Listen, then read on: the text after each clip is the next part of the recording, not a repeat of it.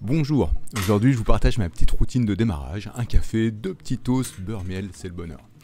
Mais soudain, c'est le drame, le toaster a un gros coup de moins bien, ça c'est la mauvaise nouvelle, mais la bonne c'est que j'ai un nouveau sujet de tuto de réparation. Allez, c'est parti.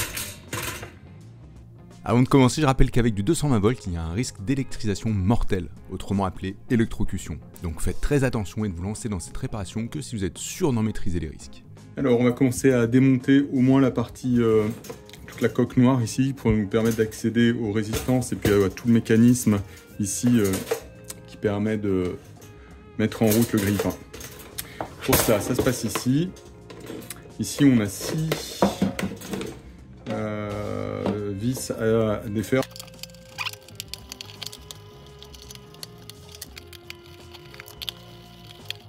Voilà. On peut se prendre un petit instrument pour écarter, pour faire jouer un petit peu. Hop, voilà, vous avez vu, c'est rentré. Je soulève un peu là-bas, je pousse, et hop, on a détaché. Alors attention, là ici, la partie de commande de temps de chauffe est reliée à une petite carte électronique ici, donc il faut débrancher. Voilà, comme ça, on peut ensuite écarter le carter, là, le capot. Bon, une des causes de panne, ça peut être le fait que l'électricité n'arrive pas jusqu'à l'électroaimant. Et ça peut se passer notamment au niveau ici, vous voyez, on appuie ici, on active ici, là, quand le tiroir descend comme ça, ici, il active une petite rotation qui vient faire un contact ici.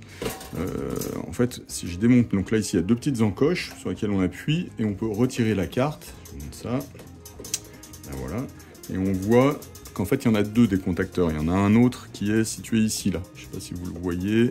Hop, je vous montre, là. Et quand j'appuie, tac. Donc, ce que je vous conseille, c'est déjà de nettoyer. Hein, donc là, je l'avais déjà fait un petit peu, mais je vois qu'il en reste encore un petit peu de la crasse. Donc, on n'hésite pas. Là, on nettoie tout ça, puisque finalement, on y a accédé. Autant le faire. On passe partout. Voilà. Et puis, on peut gratter un petit peu, là, les surfaces entre les deux contacteurs. On les gratte un petit peu. Il y a toujours un petit peu d'oxydation, comme ça fait toujours du bien. Les contacteurs se feront mieux. Les contacts se feront mieux. Voilà. Bon, clairement, là, dans notre cas, c'était pas la panne. Ensuite, la deuxième cause de panne, ça peut être donc un problème avec l'électroaimant. Donc, je repasse ça ici. En ce qui concerne l'électroaimant, il y a quand même une chose à faire, à regarder, parce que ça peut être une deuxième cause de panne, qui est simple, enfin une deuxième cause de panne simple, on va dire. Voilà, là j'ai remis dedans. C'est de nettoyer cette surface-là, ici. La surface qui est juste là, donc celle qui vient en contact ici, et qui vient donc maintenir le tiroir, jusqu'à ce que le temporisateur cesse d'alimenter l'électroaimant et fasse relâcher. Donc des fois ici, s'il y a des miettes ou de la saleté, eh bien ça peut empêcher l'électroaimant d'être vraiment aussi efficace qu'il le voulait. Tant qu'on a démonté, donc pour vraiment s'assurer qu'il n'y a pas de problème au niveau de l'électroaimant, on peut prendre une mesure de résistance aux bornes de l'électroaimant. Donc moi, elles sont ici, les bornes. Je prends... Ah, on va pas voir dessous. Est-ce qu'on voit là la résistance affichée? Oui. Voilà. Donc j'ai une résistance aux bornes de l'électroaimant. Ça incite à dire qu'il n'y a pas de souci à ce niveau-là. Donc maintenant, on va diagnostiquer s'il y a un problème sur les résistances. Donc, les résistances, c'est souvent ces petits fils qui sont tout le long, qui font des va-et-vient tout le long des parois, là, de chaque côté du grille-pain. Et elles sont alimentées donc à 2 bornes. Une borne en bas, là, ici, d'un côté, et une borne de l'autre côté, qu'on voit ici, là. Voilà, ici. Donc là, je vais prendre une mesure de résistance entre ces 2 bornes. Voilà. Est-ce qu'on voit bien? Oui. Hop. Je me mets là et je me mets là. Et donc, on devrait voir une mesure. Voilà. Donc, on mesure bien la résistance. Donc, ça veut dire que c'est continu, il n'y a pas de problème. On va le faire de l'autre côté. Donc, de l'autre côté, de la même façon, il y a 2 points. Donc, c'est en continu, normalement. On voit ici que là, c'est relié. Et donc, là, on va y aller. On va refaire une mesure sur celui-là. Ok, et là, eh bien, c'est bien ça le problème, c'est qu'on voit qu'il n'y a pas de mesure. Alors, le démontage, c'est extrêmement simple, parce qu'en fait, il n'y a même pas de vis, c'est juste des petites languettes en fer qui sont introduites dans des fentes, comme ça, et puis tordues. Donc, il suffit simplement de les détordre.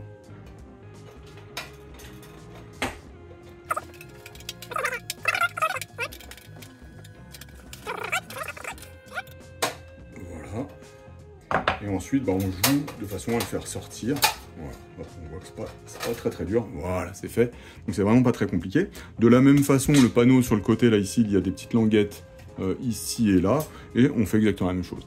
Donc là, on commence à remarquer des ondulations ici. Voilà. Et en plus, là jusqu'à là, on voit que est carrément sectionné. Donc, l'idée, c'est d'aller chercher, on va essayer de gagner du fil. Ici, là, tout au bout, on voit que ça fait un aller-retour ici. Donc, de là à là, on voit que le câble fait un aller-retour. On va voir ça par derrière. On voit mieux ici. Voilà. En fait, ce qu'on va faire, c'est qu'on va gagner à cet endroit-là.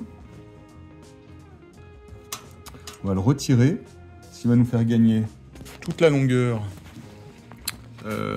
qui va donc de là à là. Et on va essayer ensuite de refaire un nœud à cet endroit-là. Donc là, je suis arrivé à l'enlever. Là, on voit qu'il est détaché. Ici. Maintenant, ici, je vais aller le récupérer avec une pince.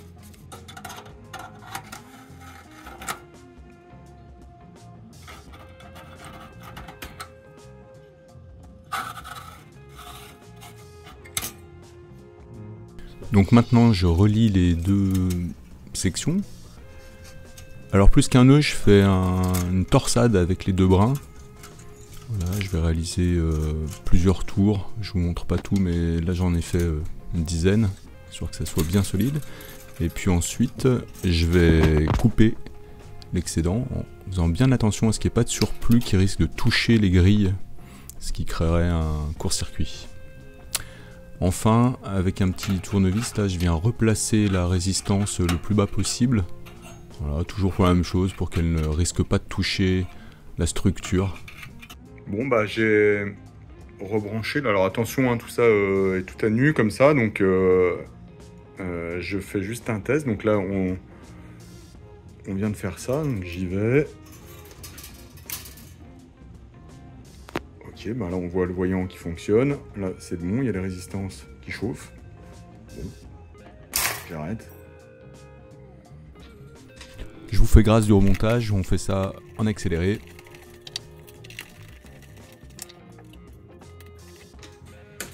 Allez. Bien, il n'y a plus qu'à tester. Alors, hop, on y va.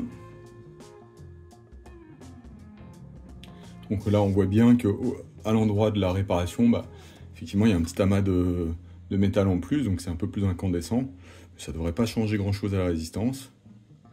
Et donc on voit ici, là, de ce côté-là, que le tour est plus court que les autres. Ça ne change rien et au moins ça fonctionne. Et on a évité le problème de soudure. Bonne chose de faite. A few moments later. Une journée qui avait mal commencé, mais qui se termine pas mal finalement. On a réparé le grille-pain sans investissement, et ça c'est plutôt pas mal, ça j'aime bien. Si cette vidéo a été utile pour vous, si elle vous a plu, commentez, likez, partagez, voilà. Sur ce, je vous dis à la prochaine, et je profite de ce toast bien mérité.